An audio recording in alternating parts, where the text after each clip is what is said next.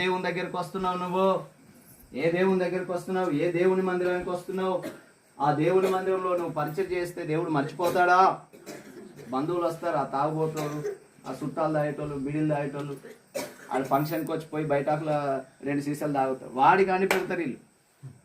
ఆ తాగుబోతోడు తాగి వచ్చి అన్నం తింటే ఆ ప్లేట్ కడుగుతారు, పరిశుద్ధుల ప్లేట్లు కడగడానికి చేతులు రావు. హల్లెలూయా.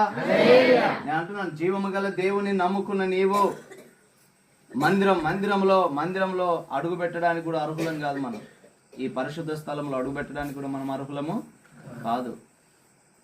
మనము అంతగా ఫీల్ కావాల్సిన అవసరం లేదు. ప్రభు సన్నిధిలో మనం తగ్గించుకుందాము గాక.